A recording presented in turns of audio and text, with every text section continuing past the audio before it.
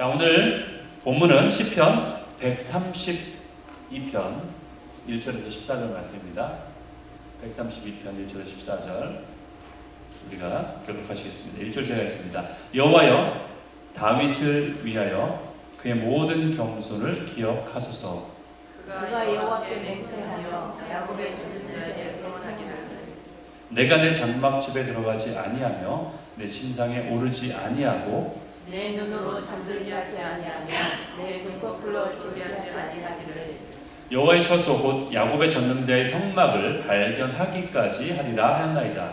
우리가 그것이 에브라다에 땅을 밀었더니 나무 밭에서 찾았도다. 우리가 그의 계신 곳으로 들어가서 그의 발등상 앞에 엎드려 예배하리로다.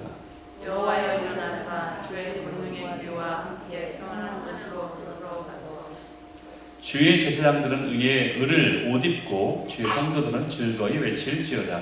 주의 종 다윗을 위하여 주의 기름 부음 받은 자의 얼굴을 외면하지 마옵소서.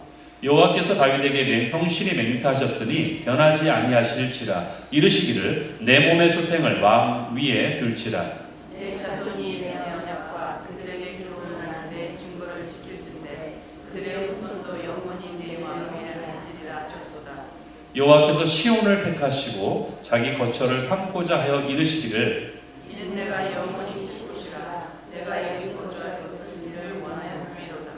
아멘. 오늘 시편 132편 말씀을 가지고 함께 나눌 제목으로 승리하는 교회 Victorious Church 해가지고 여호와로 기억하게 하는 자라는 제목으로 함께 나누겠습니다. 한 가지 지금 영상 녹화되고 있죠?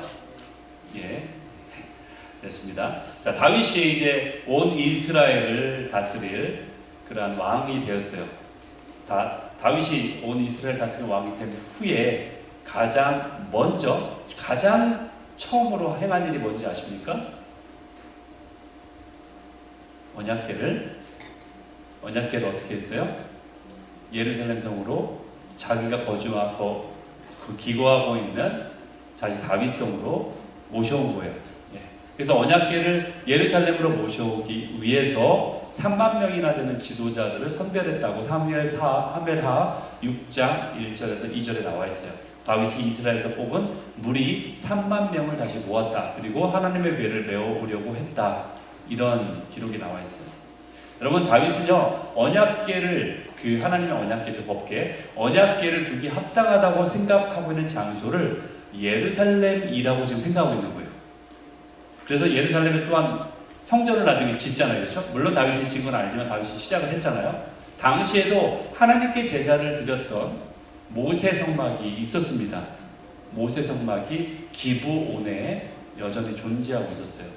그럼 예전에 율법에 의한다면 당연히 언약궤는 어디로 가야 돼요? 모세의 성막으로 가야 돼요. 예. 자, 레드 선 깨세요, 잠을. 지금 약간 주무시는 것 같아요.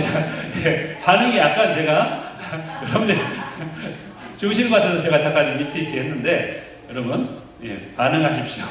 주님도 여러분의 반응을 원하십니다. 언약궤가 어디 있어야 돼? 원래는 모세 성막에 지성소 안에 있어야 돼요. 그런데 당연히 그런데 이 언약궤를 되찾아오는데 어디다 가져오냐면은 본인이 살고 있는 예루살렘으로 가져온다라는 거예요.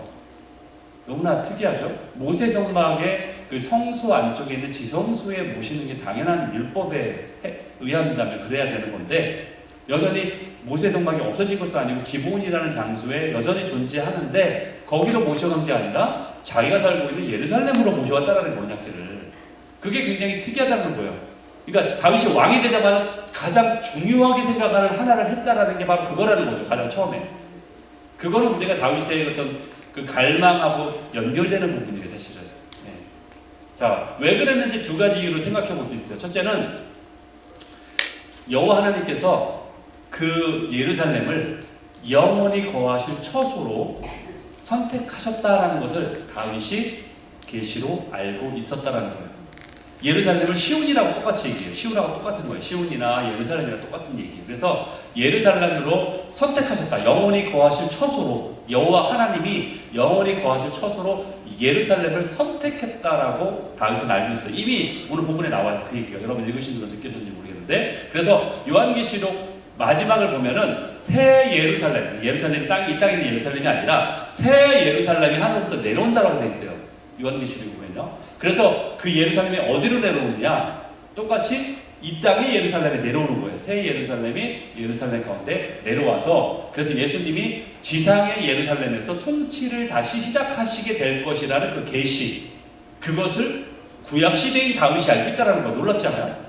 신약 시대는 우리도 알까 말까 한데 구약 시대, 그 율법 시대에 다윗이 그걸 알고 있다는 거예요. 그 계시를, 엄청난 계시를 알고 있어요. 두 번째는 어떤 입장에서 언약궤를 가져왔냐? 다윗이 자신의 개인적 입장에서 자신이 하나님의 임재를 너무나 사모하기 때문에 항상 언약궤라는 건 하나님의 임재를 얘기하는 거예요. 그래서 언약궤가 있는 지성소에 들어갈 때에 그토록 대제사장이 매일마다 들어갈 수 있는 것도 아니고 1년에 딱 한 번 대속제일에 들어가는데, 그것도 마음대로 막 들어가는 게 아니라 들어가서 잠깐 죽을 수도 있어가지고 방울을 메고 줄을 묶어가지고 간신히 조심스럽게 들어가는 그 장소를, 그거 왜 이렇게 들어가요? 하나님의 임재가 있는 장소이기 때문에 그런 거예요. 하나님의 임재가 있는 거룩한 곳이기 때문에, 그래서 지성소잖아요, 이름이. 그래서 내가 죄가 있으면 죽을 수밖에 없는, 하나님을 대면하면 죽을 수밖에 없다. 그 얘기는 하나님의 임재가 그곳에 있다라는 거예요. 하나님 그곳에 계시다라는 얘기예요. 그렇기 때문에 언약궤를 모신다라는 얘기는 다윗이 자신의 개인적인 입장에서 하나님의 임재를 사모한다라는 얘기예요. 하나님의 임재가 내 곁에 두고 싶다라는 거예요, 결국은. 그러한 의미에서 그 다윗이 그런 가진 그 갈망이 엄청났기 때문에, 이 두 가지 이유 때문에 언약궤를 예루살렘 성으로 모셔왔다는 거예요. 자기가 왕이 되자마자 자기가 할 수 있는 최고 처음에 행정적인 통치의 첫 일을 그걸 했다는 거예요. 그리고 다윗이 언약궤를 예루살렘에 모신 후에 그리고 나서 가장 먼저 한 일이 뭔지 아세요? 그리고 나서 가장 먼저 한 일이 바로 노래하는 자들, 그리고 악기 다루는 자들을 언약궤 앞에서 섬기게 했다. 이것도 굉장히 특이한 거. 왜? 그전에는 피해 제사였어요. 피해 제사만 계속 있었는데 다윗의 예배 이후로 찬양의 제사가 시작되는 거예요.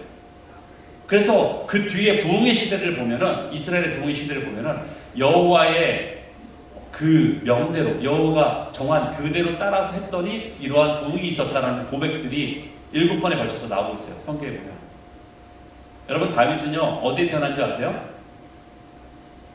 예수님처럼 베들레헴, 예수님처럼 베들레헴에 태어났어요. 베들레헴에서 자랐어요. 그런데 베들레헴에서 태어났고 내가 자랐기 때문에, 그래, 우리 고향이니까 우리 고향을 좀 발전시켜야 되겠어. 요즘으로 말하면 정치인들이 내 고향, 내가 살았던 곳을 좀 발전시켜야 되겠어. 어떤 지연이나 이런 걸 생각한 것이 아니라 예루살렘 성이 하나님이 택하신 장소라는 것을 이해하고 있었다는 거예요. 그것을 어떻게 알 수 있냐? 어떻게 어렸을 때부터 다윗이 그걸 알았다는 걸 알 수 있냐? 오늘 본문인 시편 132편을 보면 알 수 있다는 거예요. 시편 132편은요 다윗이 젊은 시절에 지었던 시예요. 다윗이 젊은 시절에 이 시를 줬어요. 그런 다윗이 하나님을 위한 처소를 찾는 것에 자기의 삶의 전부를 드리겠습니다라고 지금 서원하는 거예요. 다윗의 서원 시가 바로 132편이에요. 시편. 근데 이게 젊었을 때 지었던 시라는 거예요. 그러니까 그때 뭐라고 나와 있어요? 132편에 오늘 13절 14절에 보면은 이는 내가 영원히 쉴 곳이라, 하나님 하신 말씀을 알고 있다라는 거예요. 이거를 그래서 본인이 고백한 거예요. 그 계시를 알고 있는 거예요. 이건 내가 영원히, 잠시도 아니에요, 영원히 쉴 나의 처소다. 왜냐하면 여기에 거주할 것을 내가 원했다. 하나님이 내가 원했다. 이렇게 말한 것을 알고 있다는 거예요, 다윗이. 그래서 이것을 지금 시편에 그대로 쓰고 있는 거예요. 여러분, 5절 여호와의 처소가 나와 있죠. 전능자의 성막이라는 표현도 나와 있죠. 8절 평안한 곳이라는 표현이 있어요. 13절 거처라는 표현이 있어요. 14절 영원히 쉴 곳이라는 표현이 있어요. 다 동일한 얘기예요. 다 하나님이 거하실 처소를 지금 표현하고 있는 또 다른 표현 방법이에요. 그런데 생각해 보세요. 그런 생각 안 드세요, 여러분? 하나님이 신이신데 왜 쉬어야 되지? 우리는 쉴 수 있죠. 우리는 피곤을 느끼잖아요, 그렇죠? 쉰다는 얘기 피곤을 느끼니까 우리는 쉬는데 왜 하나님은 신이신데 왜 쉬어야 되죠? 이런 생각을 가질 수 있다는 거예요, 충분히. 여러분, 하나님이 쉬신다는 건 사실은 맞지 않는 표현이에요. 그런데 그건 우리가 쓰는 표현이긴 한데, 그런데 하나님이 쉬셨다라는 표현이 창세기에도 나와요. 창세기 2장 2절 3절에 보니까 이렇게 나와 있어요. 일곱째 날에 자신이 하시던 자신의 모든 일로부터 일곱째 날에 쉬셨다. 네. 3절에도 보니까 그의 모든 일로부터 쉬셨다. 지금 이렇게 나와 있어요. 하나님이 쉬셨다는 표현이 여기도 지금 나오고 있다는 거예요. 성경에서 하나님이 쉬신다는 표현은요, 우리가 쉬는 거하고 다른 차원이에요. 그거는 뭐냐? 모든 것이, 이 땅의 모든 것이 완전해지고 그래서 완성된 후에 이제 완전한 하나님의 통치를 하실 준비가 되셨다. 그 뜻을 얘기하는 거예요. 이제 완전한 통치를 할 거다. 그것을 이야기하는 거예요. 그래서 이것은 바로 그분의 완벽한 통치를 의미하는 거예요. 하나님이 쉬신다는 얘기는 정말로 쉬고 아무것도 안 한다는 얘기가 아니라 이제는 모든 것이 하나님이 행하지 않을 만큼 언더 컨트롤이라는 거예요. 그러니까 하나님이 뭘 이렇게 막 간섭하시고 하지 않을 만큼 완벽하게 갖춰졌다는 걸 얘기하는 거예요. 그래서 이제 하나님이 완벽한 진짜 하나님의 통치가 이루어질 수 있는 준비가 되어 있다는 얘기예요. 그 뜻이 바로 하나님이 쉬신다라는 표현이에요. 마지막 때의 예루살렘은요, 모든 열방과 나라를 다스리는 통치의 중심이 될 거예요. 왜냐하면 그 보좌에서 누가? 예수님이 다스릴 것이기 때문에. 그렇기 때문에 예수님이 다스리는 곳이 당연히 전 세계의 통치 중심이 되지 않을까요? 그렇죠? 우리가 한국 사람이기 때문에 한국이 통치 중심이 될 거 이렇게 말하는 게 아니에요. 여기가 미국이 지금 강대국이기 때문에 미국이 전 세계의 통치의 중심이 될 거. 지금은 그렇지만 그때가 되면 예루살렘이 통치의 중심이 되는 거예요. 왜? 예수님이 거기에 오시니까. 예수님이 거기서 다스릴 것이기 때문에 당연히 그곳이 어느 누구도 그거에 대해서 이의를 제기할 수 없어요. 그곳이 통치 중심이 되는 거예요. 당연하게. 성경을 그거 말하고 있어요. 예레미야 3장 17절에 이렇게 나와 있어요. 그때가 되면 예루살렘이 여호와의 보좌라 일컬음이 될 것이다. 여호와의 보좌. 제가 누누이 말씀드렸잖아요. 보좌라는 뭐를 얘기한다? 통치를 얘기한다. 보좌는 그냥 앉아있는 자리가 쉬는 자리가 아니라 통치를 얘기하는 자리라는 거죠. 보좌다. 여호와의 보좌가 될 것이다. 그렇게 불려질 것이다. 라고 말하는 거예요. 그래서 하나님의 처소라는 이 장소는요, 특별히 어떤 특정한 시간대에 하나님의 뜻과 임재가 강력하게 충만하게 부어지는 장소를 말하기도 합니다. 그래서 하나님께서는 어떤 시대에 계획하신 그분의 뜻이, 그분의 이루고자 하는 뜻이 충만하게 성취되는 그 장소를 원하시고 계시는 거예요. 그래서 심지어는요, 그 장소는요, 하나님의 임재가 이 땅에 공개적으로, 제가 공개적이라고 표현을 썼죠. 모든 사람이 볼 수 있도록 공개적으로 부어지는 곳이기 때문에 믿는 사람뿐이 아니라, 믿는 사람이 영적 눈을 통해서만이 아니라 믿지 않는 자들까지도 이것을 눈치챌 수 있을 정도로 강력하게 부어지는 장소가 하나님의 처소라는 얘기예요. 이것이 바로 하나님의 처소예요. 이런 역사들이 우리의 역사 중에 있었어요. 언제? 1904년, 1905년에 웨일스 부흥운동이 있었죠. 그곳에 하나님의 능력과 성령이 충만하게 부어지는 하나님의 처소가 됐던 그런 역사가 있었어요. 그리고 또 언제? 1906년에 아주사 부흥운동이 있었어요. LA 아주사 있어요. 그 거리, 아주사 거리. 거기에 성령의 충만함이 부어졌던 그런 역사가 있는 거예요. 부흥의 역사가 있는 거예요. 그리고 한국에도 있었죠. 1907년에 평양대 부흥이 있었어요. 하나님의 충만하게 부으시는 능력이 임하는 것을 모든 사람이 목격할 수 있고, 심지어는 믿지 않는 자들까지도, 믿는 자만이 아니라 믿지 않는 자들도 볼 수 있는 그러한 하나님의 처소가 보여지는 그때가 있다는 거예요. 다윗은 인생의 자신의 주된 비전이 바로 이러한 하나님의 처소를 마련하는 것이 그의 인생의 비전이었다는 거예요. 자신의 시대에 하나님이 원하시는 그 하나님의 뜻이 충만하게 이루어지기를 위해서 섬겼던 자, 그가 바로 다윗이라는 거예요. 구세 사람들도 이러한 다윗을 그런 갈망을 가졌다라고 평가했어요. 사도행전 13장 36절에 보니까 후세죠. 신약시대예요. 그때 다윗을 이렇게 평가하고 있어요. 다윗은 당시가 언제예요? 그 다윗이 살았던 그 시대에, 그렇죠? 그 시대에 하나님의 뜻을 따라 섬긴 자였다라고 말하고 있잖아요. 하나님의 뜻을 이루려고 했던 자다라고 평가하고 있어요. 그것은 다윗 혼자 내가 그런 사람이다라고 말한 것이 아니라 모든 사람이 그렇게 평가하고 있다는 거예요. 그러면서 시편 132편 2절에서 5절에 보니까 다윗은 하나님의 처소를 발견하기 전까지는 내가 이런 삶을 살겠다라고 서약하고 있는 거예요. 지금 서원하는 거예요. 어떻게? 내 장막집에 들어가지 않겠다. 내 침상에 오르지 않겠다. 내가 잠들게 하지 않겠다. 내가 졸지도 않겠다. 언제까지? 여호와의 처소가 전능자의 성막을 발견하기 전까지는 내가 이런 삶을 살겠다. 이렇게 지금 고백하고 있는 거예요.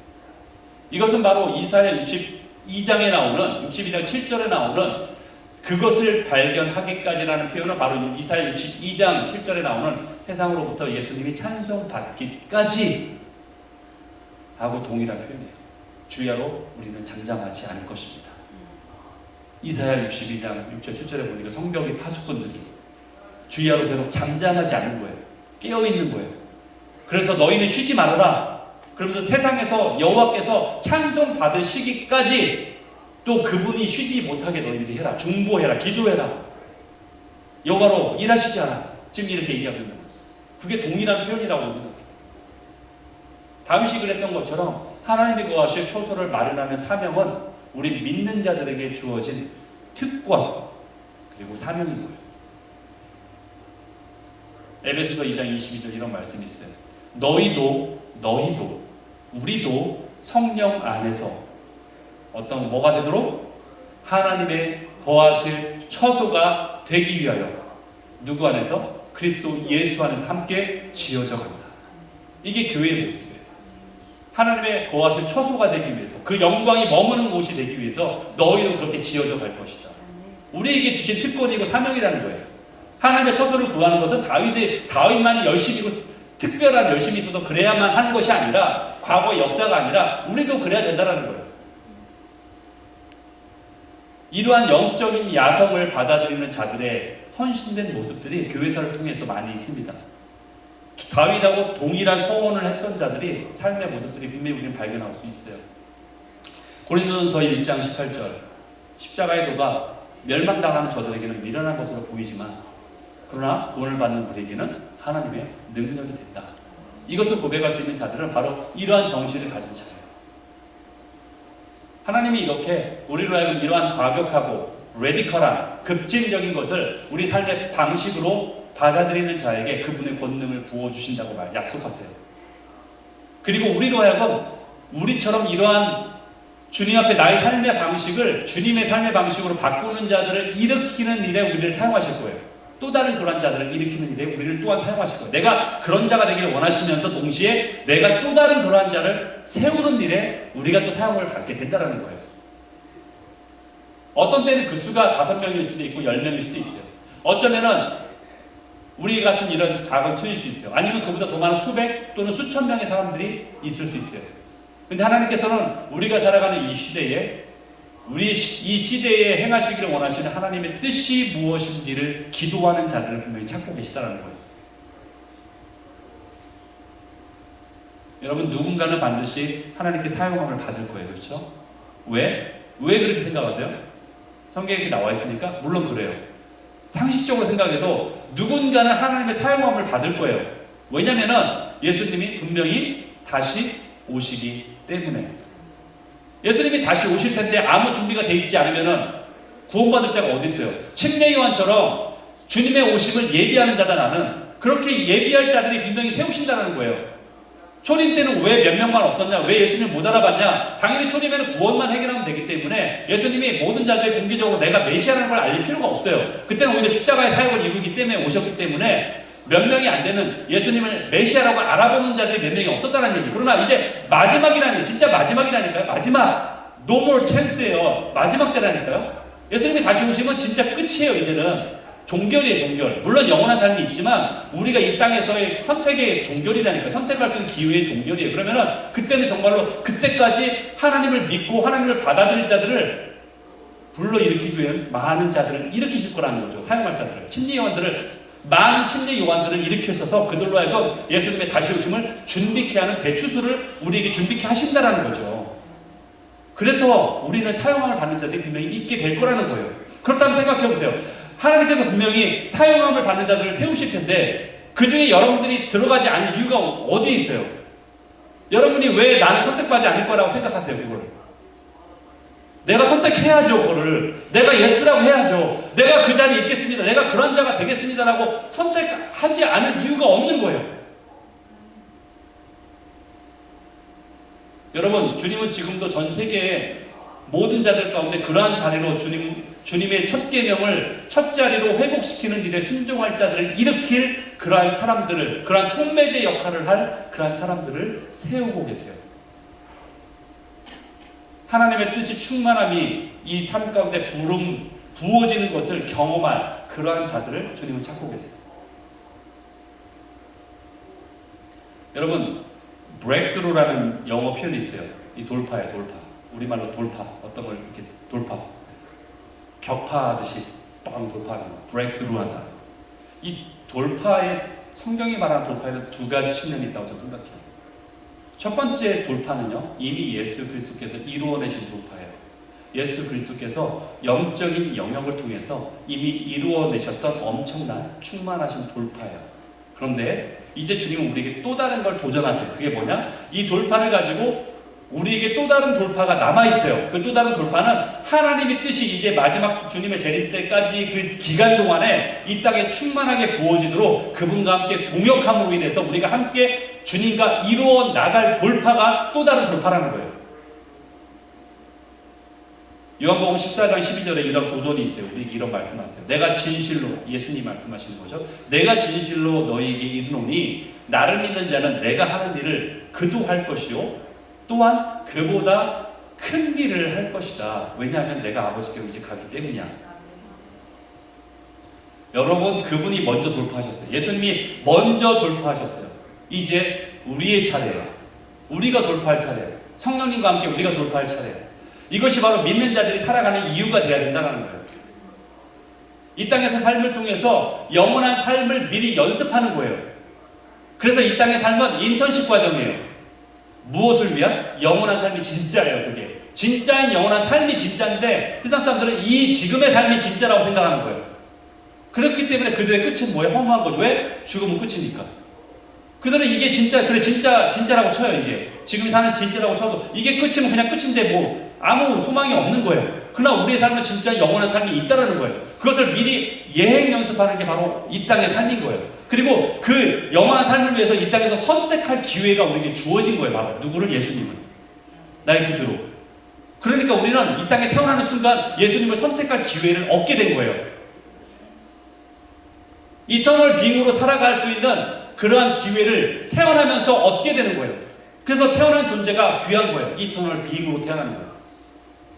그래서 낙태나 생명을 소중히 여기지 않는 그 동성애나 생명이 나오지 않아요. 동성애에서 통해서 생명이 나오나요? 안 나와요. 그런 것도 사단의 일이에요. 그렇기 때문에 생명을 죽이는 일은 사단의 일이에요. 그래서 모세가 태어났을 때도 어린아이를 죽이려 했고 예수님이 태어났을 때도 어린아이를 죽이는 일들이 있었던 일이 바로 그와 같은 일들이에요. 사단이 행하는 일들이에요. 이 땅에 생명이 없도록 하는 거예요.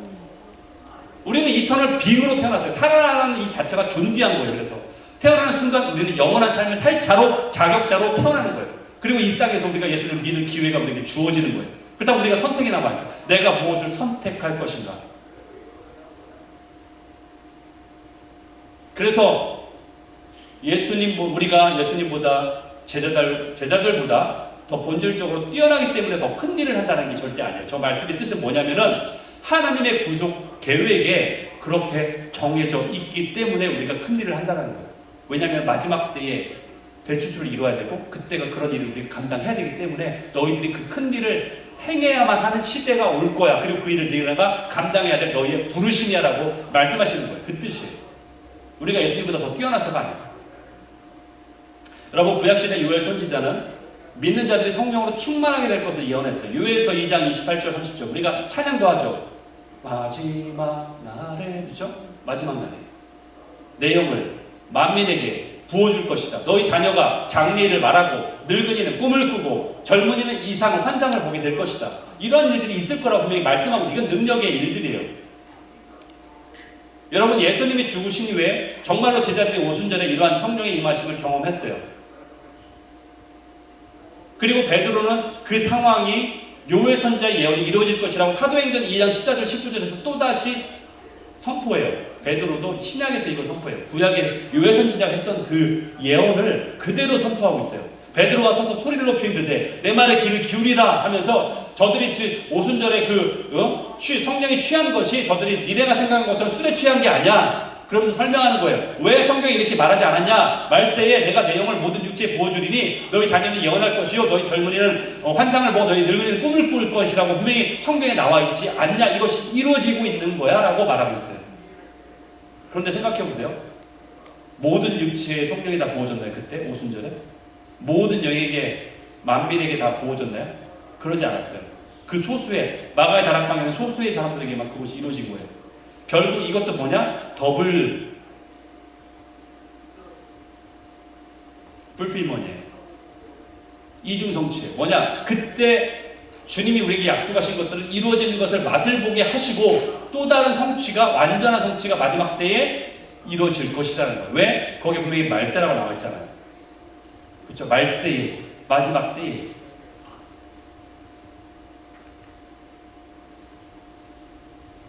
또한 사도 요한은 어떻게 했나? 사도 요한은 예언하기를 종말에 믿는 자들에게 강력한 성령의 능력이 임해서 온 세계에 복음 사역을 감당하게 될 것이다 라고 이렇게 또한 예언했어요. 요한계시록 11장 3절 6절에 내가 나의 두 증인에게 권세를 줄 것인데 그들의 입에서 불이 나와서 원수를 삼킬 것이다. 그들이 권능을 가지고 하늘을 닫거나 하늘을 열고 뭐 이런 능력이 있다는 거예요. 그리고 권능을 가지고 물을 피로 변하게 만들고 그리고 여러 가지 재앙으로 땅을 치는 일들이 일어나게 될 것이다. 그렇기 때문에 이러한 성령님의 시대적 행하심에 우리가 동참하기 때문에 우리가 더 큰 일을 행하게 된다는 얘기예요. 하나님 당연히 행하실 일이에요. 거기에 예스 하느냐 노라고 하느냐 그건 우리의 선택이에요. 내가 진실로 이르노니 나를 믿는 자는 내가 하는 일도 그도 할 것이요 또한 그보다 큰 일도 너희가 하게 될 것이다. 우리는 예수님의 죽으심으로 이미 영적인 영역에서 충만한 돌파를 경험했습니다. 확신해야 합니다.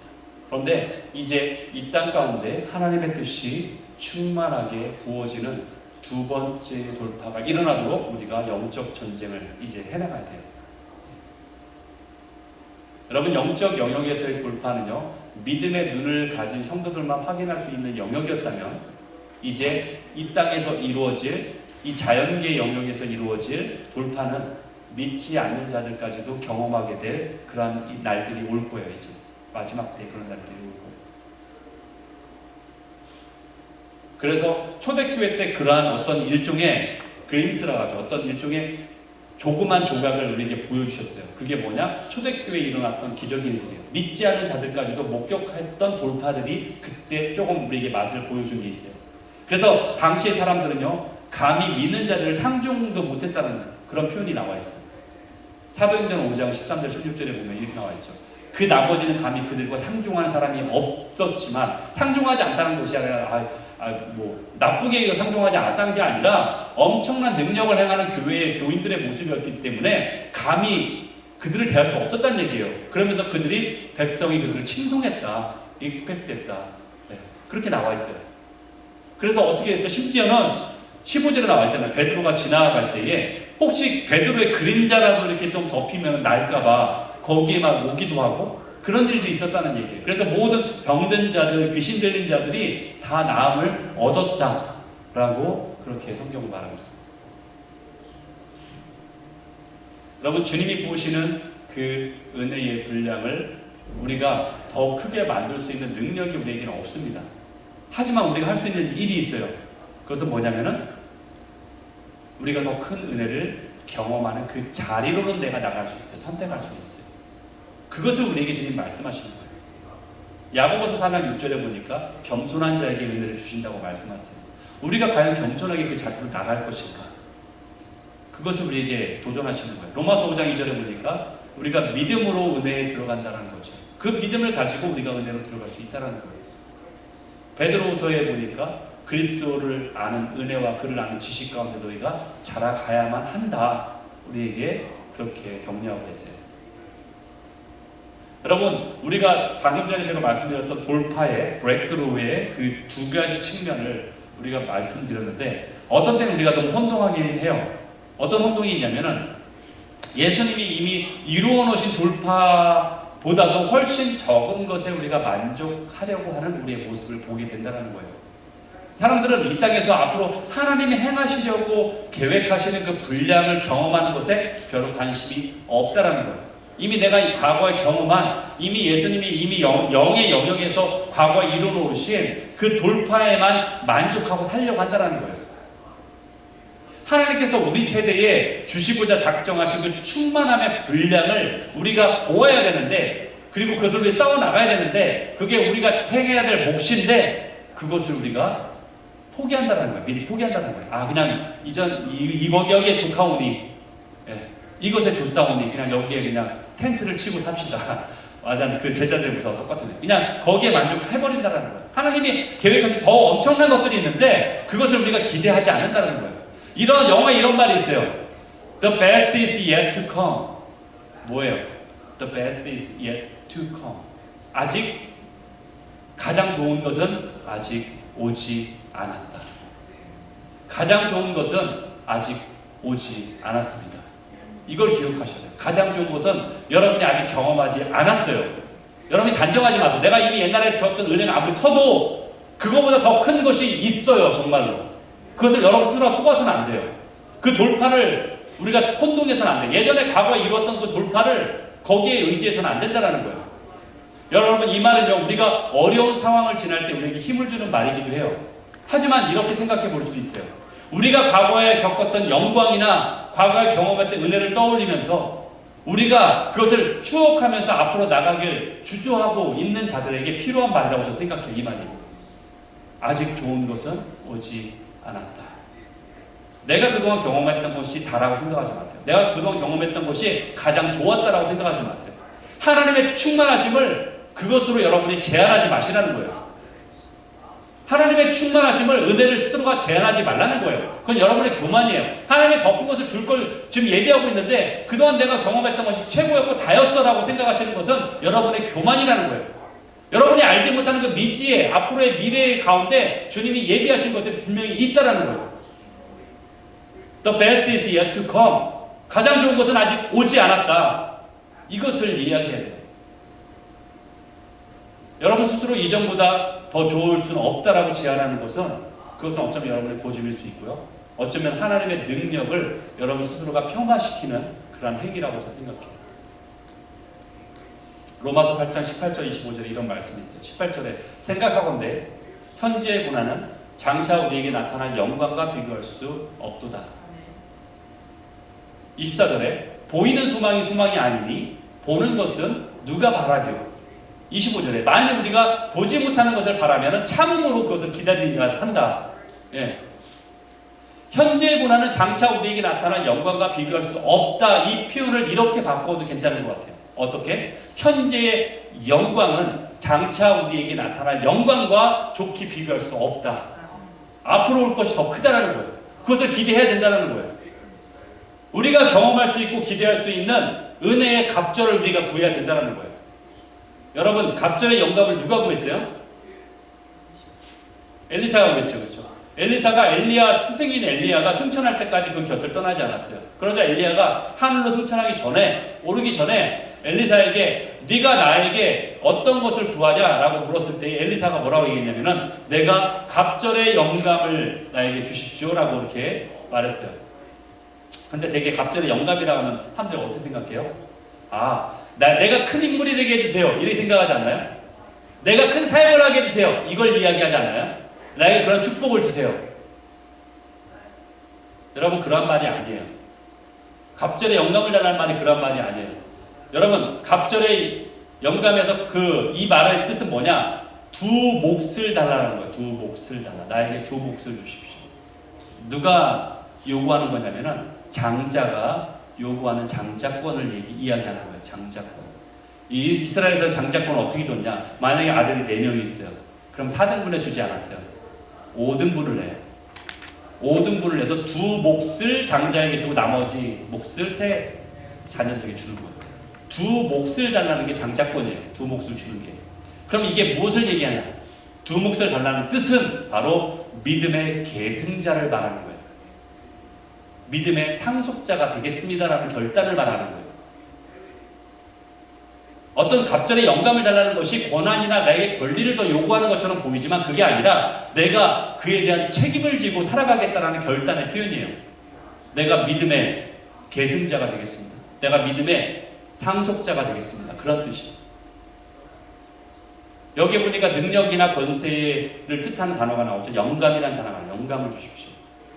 우리에게 성령이 임하시고 기도하게 되면 주님보다도 더 큰 일을 할 수 있다라고 주님이 약속하셨어요. 이 돌파에 대한 갈망을 우리가 가져야 된다는 거예요. 성령님이 우리 함께 하시는 그 영감이 우리에게 있어야 된다는 거예요. 그러므로 우리는 이러한 역사적인 돌파를 경험할 수 있도록 구해야 되고 또 그런 영적 싸움을 싸워나가야 씨름해야 됩니다.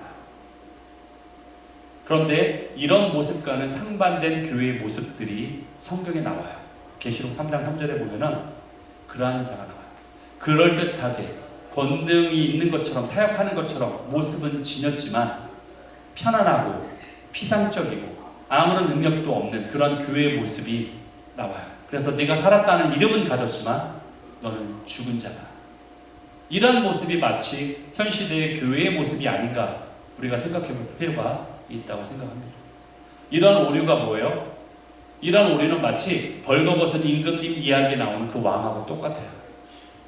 자신이 벌거벗었음에도 불구하고 자신은 아름다운 옷을 지금 입고 있다고 스스로 확신하고 있어요. 착각하고 있는 거예요. 사로잡혀 있는 거예요. 나는 그런 옷을 입고 있는 자. 오늘날 교회가 벌거벗었음에도 불구하고 하나님의 영광의 옷을 입고 있다고 스스로 착각하고 있다는 것에 대한 경고의 말씀이에요. 주님이 원하시는 이 큰 일에 우리가 동참해야 돼요. 우리가 노라고 할 수 있어요. 여러분의 선택이에요. 그러나 왜 우리가 노라고 하겠어요? 그렇죠? 우리가 거기에 예스라고 해야 된다는 거예요. 주님이 하신 약속이 우리에게 있기 때문에 너희가 내가 한 일도 할 것이다. 더 큰 일도 너희가 행할 수 있을 것이다. 주님이 분명히 약속하지 않았습니까? 그 약속을 우리가 평가절하지 마세요. 그 약속을 무시하지 마세요. 여러분. 우리가 분명히 그렇게 할 수 있다는 거예요. 그렇기 때문에 요한복음 14장 바로 그 말씀 뒤에 이런 약속이 있는 거예요. 14장 바로 12절에서는 너희가 더 큰 일도 할 거야 라고 말하면서 바로 13절 14절에 보니까 너희가 내 이름으로 무엇을 구하든지 내가 행할 것이고 이로 말미암아 영광을 받게 할 것이고 내 이름으로 무엇이든지 구하면 내가 행하리라. 여러분 이게 우리의 기복신앙을 강화시켜주기 위해서 주신 약속이 아니에요. 무엇이든 네가 원하는 대로 다 이루어도 내가 해줄게. 무슨 진의가 아니에요. 큰 일을 이루기 위해서 그렇게 행하신다는 약속이에요. 너희가 큰 일을 행할 거고 나에게 동참할 텐데 그 사역 가운데 성령님이 함께 하실 때 너희가 기도하면은 내가 그 일을 이루어줄 거야 라는 그 약속이라는 거예요. 여러분 성령님은 특별히 교회에 마지막 때의 교회에 충만하게 임하실 거예요. 왜냐하면 정말 예수님 다시 오실 것이기 때문에 그리고 바로 재림 전이기 때문에 마지막 시대의 교회는 그래서 승리하는 교회가 되는 거예요. 주님의 능력이 있기 때문에. 승리하는 교회라는 게 돈이 많아서가 아니라 큰 대교회 무슨 메가처치라서 그런 것이 아니라 주님이 부어주시는 성령의 역사와 권능을 경험하기 때문에 승리하는 교회라는 거예요. 빅토리어스 처치가 될 거예요. 이러한 교회의 모습을 초대교회를 통해서 우리가 살짝 맛보았어요. 그래서 우리가 교회들마다 표를 그렇게 하잖아요. 초대교회로 돌아가자 이렇게 하잖아요. 그렇죠? 초대교회로 돌아가자면서 왜 성령이 임하시면 왜 까무라치고 놀랍니까? 성령이 없다고 왜 하세요? 성령이 행하시는 일이 일어나는데 그게 초대교회인데 그렇죠? 다른 쪽으로 잠깐 샜는데 그렇다는 얘기예요. 초대교회로 돌아가자고 말을 해놓고서 정말 그런 현상이 일어나면 놀래요. 왜 이런 일이 왜 일어나는 거야? 이단이야 그래요. 초대교회의 모습을 통해서 우리에게 보여주신 것은 one sip of water예요. 한 모금의 물이에요. 그냥 물 한 모금이에요. 여러분이 그냥 맛만 본 거예요. 저 코스코 가면 여러분 맛보게 하잖아요. 이만큼 살짝 주잖아요. 맛만 본 거예요, 여러분. 이제 그것이 충만하게 부어질 날이 마지막 때에 진짜 온다라는 거예요. 이제 여러분이 그 컵의 모든 물을 온전하게 다 들이킬 수 있는 때가 온다라는 거예요. 그 성령님의 충만하심을 경험해야 된다는 거예요, 주님이. 마지막 때는 말 그대로 마지막이기 때문에 하나님의 권능의 역사의 최고조에 달하는 때예요. 그렇기 때문에 하나님이 하실 수 있는 모든 일을 다 하실 거예요. 그렇죠? 그렇게 믿으십니까? 마지막인데 하나님이 하실 일을 다 하실 거 아니에요. 하나님이 해봤더니 내가 조금 더 여기서 강하게 역사할 걸 후회해 이러시나요? 하나님 하실 일 최고로 다 하시겠죠. 그렇기 때문에 출애굽 때 있었던 10가지 재앙, 홍해를 건넜던 일, 또 예수님 초림 때에 있었던 기적과 이사들 초대 때 일어났던 그런 일들, 그보다 몇백 배나 하는 그 일들이 일어나게 될 거예요. 그걸 우리가 믿어야 돼요. 당연히 하실 거예요, 주님이. 에베소서 5장 26절, 27절에 보니까 자기 앞에 그러한 영광스러운 교회를 세울 것이다. 이제 그때가 되면 너희들이 승리하는 교회를 세울 것이다. 그 영광스러운 교회를 세워서 그들로 하여금 거룩하고 흠이 없게 할 거야. 우리가 정말 도덕적으로 거룩하고 흠이 없어서가 아니라 성령님이 우리와 함께 하기 때문에 그렇다는 거예요. 에베소서 4장 13절에 이런 말씀이 있죠. 온전한 사람이 되는데 어떻게? 그리스도의 장성의 한 분량이 충만한 데까지 너희가 이르게 될 거야. 우리에게 약속하신 거. 그러한 교회가 우리가 될 거라는 거죠. 이러한 일들을 위해서 우리가 돌파해 나가야 된다는 거예요. 첫째 계명을 가장 우선 자리에 두는 자들, 그리고 하나님의 나라의 삶을 미리 이 땅에 살아가는 것을 연습하는 자들. 그래서 경건도 연습하는 거예요. 경건이 뭐예요? 거룩하고 이런 우리가 생각하는 그런 경건이 아니에요, 여러분. 경건이라는 건 하나님 같은 삶인데 하나님의 영원한 삶을 살기 위해서 그 삶을 미리 이 땅에 맛보고 그냥 연습하는 거예요. 아, 내가 이렇게 사는 게 하나님의 사는 삶하고 똑같을까? 그렇죠. 생각해 보셔야 돼요. 하나님의 나라가 어떤 나라인지를 생각해 하셔야 돼요. 다윗은 절대로 자신의 안락함이나 편안함을 추구하지 않았어요. 자신이 지위, 나에게 그런 지위를 주세요. 이런 기도하지 않았어요. 나에게 그런 권력이고 훈제를 주세요. 이렇게 기도하지 않았어요. 그가 전심으로 구했던 것은 그보다 더 큰 거를 사모했어요. 아까 예수님의 표현처럼 너희들이 더 큰 것을 행할 것이다. 다윗이 사모했던 것은요, 더 큰 거였어요. 다윗이 내가 원하는 오직 한 가지, I have desire, 그렇죠? One thing. 이 one thing을 했을 때 우리 생각할 때, 저렇게 미련한 게 저러고 왜? 하다못해 솔로몬처럼 지혜라도 구하지. 그렇게 생각할 수 있어요, 세상 사람들은. 그런데 다윗은 뭐래요? 그것이 가장 크다라고 생각한 거예요. 그래서 내가 내 생에 평생에 가장 한 가지를 구합니다. 그것은 가장 큰 거예요. 다윗의 판단은 가장 큰 거였어요. 영혼을 좌지우지하는 거였어요. 그거는 여호와의 집, 그분의 처소를 구하는 일. 내가 그런 처소가 되기 원합니다. 그러한 처소 가운데서 하나님의 아름다움을 앙망하는 일, 여호와의 얼굴을 구하는 일, 그 일을 내가 구합니다. 그것을 지금 말하고 있는 거예요. 그러면서 132편 오늘 본문의 1절에 보니까 여호와여 다윗을 위하여 그의 모든 겸손을 기억하소서. 1절에 보니까 다윗을 위하여 기억하세요라고 지금 말하고 있어요. 시편 기자가 다윗을 위하여 기억하십시오라고 쓴 이유는 그만큼 하나님께서 다윗이 하나님께 드렸던 그 헌신에, 그의 디보션에 그만큼 받으셨다라는 것을 너무나 확신하고 있다는 거예요.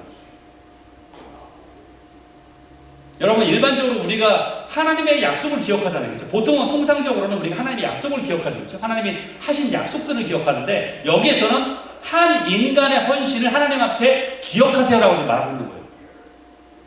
얼마나 다윗이 한 행동이 엄청났으면은 하나님 저 사람의 일을 좀 기억하세요라고 지금 말할 수 있다는 거예요. 다윗이 했던 그 서원을 기억해 주십시오. 이 서약이, 이 서원이 다윗의 삶을 어떻게 순두리째 바꿨는지 그것을 기억하십시오. 지금 얘기하는 거예요. 그리고 그가 앞으로 하나님께 어떤 삶으로 계속 지속적으로 살아왔는지를 기억하십시오. 그 서원이 너무나 값진 것이었고, 그런 이유는 바로 그가 치러야 될 대가를 치렀기 때문에 그런 거예요. 그래서 여기서는 뭐라고 표현했냐면은 다윗의 모든 겸손이라고 그렇게 표현했어요. 다윗의 그 모든 겸손을 기억하십시오. 그게 겸손의 자리예요. 어떤 자리? 피조물의 위치에 창조주를 섬기는 자리. 내가 어떠한 위치에 있는지를 정확히 아는 자. 여러분 생각할 때 나는 예수님 믿으니까 당연히 피조물을 알고 있어요. 그런 겸손이 아니에요. 내가 주인되지 않고 하나님이 주인이시라는 걸 아는 자리. 내가 모든 걸 결정하고 심판의 자리에서 내가 의롭다라고 말하면서 내가 심판자의 자리에 있는 위치가 아니라 하나님이 심판주의심을 인정하는 그 자리. 그게 겸손의 자리예요. 그러한 다윗의 겸손을 기억하십시오. 다윗이 하나님을 향해 가졌던 그 비전을 기억하십시오. 그것으로 인해 다윗이 치러야만 했던 그 대가를 기억하십시오. 그리고 그가 굽히지 않고 불복하지 않았던 그의 삶을 기억하십시오. 그렇게 말하고 있는 거예요. 그러면서 재밌는 것은요, 솔로몬을 통해서 하나님이 다윗을 평가했던 내용이 나와요. 역대하 6.8절에 보니까 솔로몬이 말하고 있어요. 여호와께서 내 아버지 다윗에게 이르시되 내가 내 이름을 위해 성전을 건축할 마음이 있었던 그 마음이 나에게 너무 좋았다. 이것을 지금 솔로몬이 얘기하는 거예요. 내 아버지라고 하잖아요. 솔로몬이 지금 얘기하는 거잖아요. 솔로몬이 그걸 알고 있는 거예요. 그러니까 하나님 마음에 합한 거예요. 흡족한 거예요. 다윗이 그분의 처소를 구했던 그 마음이 얼마나 하나님 마음을 흡족하게 했으면 이것을 솔로몬이 아들까지 알고 있는 거예요. 지금 여러분, 하나님으로 하여금 여러분이 기억나게 할 게 무엇이라고 생각하십니까? 아니면 제3자가 여러분의 삶을 봤을 때 하나님 저 사람의 무엇을 기억하십시오 라고 말할 수 있는 게 뭐가 있냐라는 거예요. 제가 도전 드리는 거예요. 여러분에게. 주님, 내 삶 가운데 하나님을 하고 기억하게 할 수 있는 게 뭐가 있습니까? 주님, 그 하나님의 뜻이 이 땅 가운데 충만하게 풀어지는 일들 가운데 여러분 안에 하나님의 처소가 마련되기를 원하세요. 주님, 우리도 다윗처럼 하나님 마음에 있는 것을 위해 간구하길 원합니다. 이런 기도가 우리에게 있어야 될 줄 압니다. 그래서 언젠가 하나님 앞에 서는 날 우리도 이렇게 고백할 수 있었으면 좋겠어요. 주님, 저의 고난을 기억해 주세요. 그 고난이 나를 위해 살다가 겪은 고난이 아니라, 나의 뜻을 이루기 위한 고난이 아니라 하나님의 뜻이 이 땅 가운데 이루어지는 것을 보려고 그래서 겪어야만 했던 그 고난을, 그래서 하나님의 처소를 마련하기 위해서 내가 겪어야만 했던 그 고난을, 그리고 그것을 굴복하지 않고 충성되게 신실함으로 나아갔던 그것을 주님, 그 겸손을 기억하십시오. 이렇게 우리가 주님 앞에 고백하면 좋을 것 같아요. 이사야 62장 표현대로 너희 여호와로 기억하시게 하는 자들아, 너희 여호와로 기억하시게 하는 자들아. 이게 우리의 마음을 흔들어요. 내가 여호와로 무엇을 기억하게 할까? 너희 여호와로 기억하게 하는 자들아, 너희는 쉬지 말고 또한 여호와로 인하여 쉬지 못하시게 하라. 기도의 자리에 있는 자들, 나의 모든 삶의 겸손함을 보십시오. 주님, 내가 이러한 자입니다. 나의 이것을 기억하십시오. 에베소서 2장 말씀처럼 우리는 하나님이 거하실 처소로 세워져 갈 거예요. 과연 우리가 하나님의 처소를 세우기 위해 했던 그 다윗의 갈망을 동일하게 갖고 있습니까? 주님을 향한 이 갈망이 나에게 있습니다.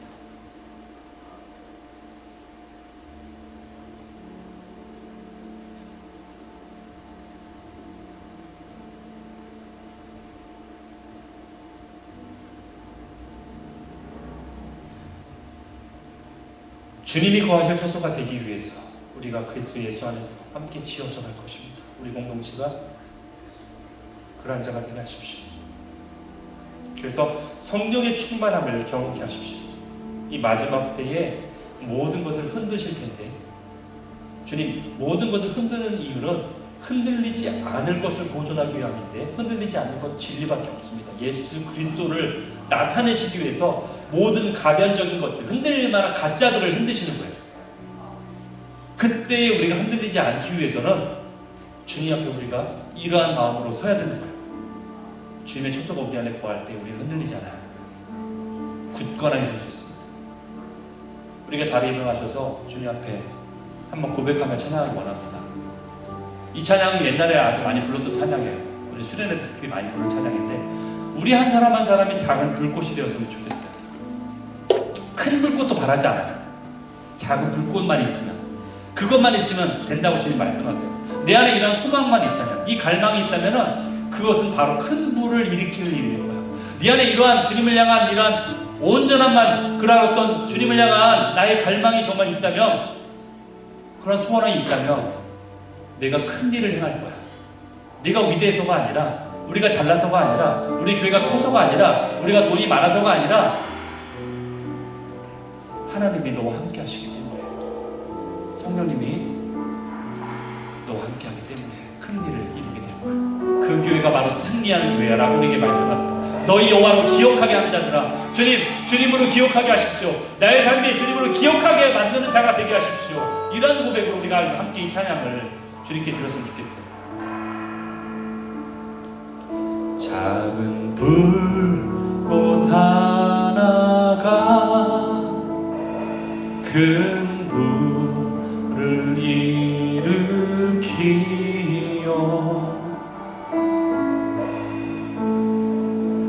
고주의 사람들 그 불에 목 녹이듯이. 그렇습니다. 주님의 그 사랑이, 주님의 사랑 이같이 한번 경험하며 그의 사랑 모두에게 전하고 싶으리. 작은 불꽃 하나가, 작은 불꽃 하나가 큰 불을 일으키어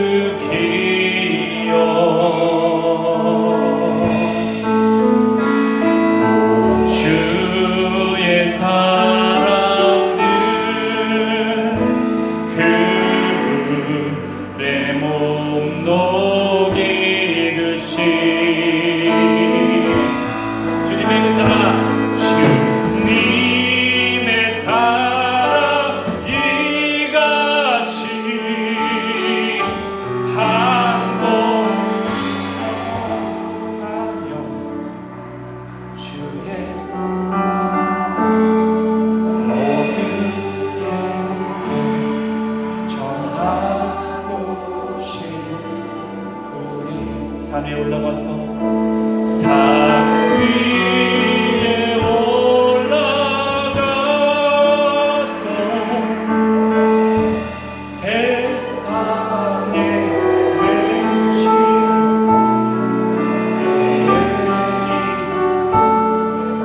주님의 그 사랑이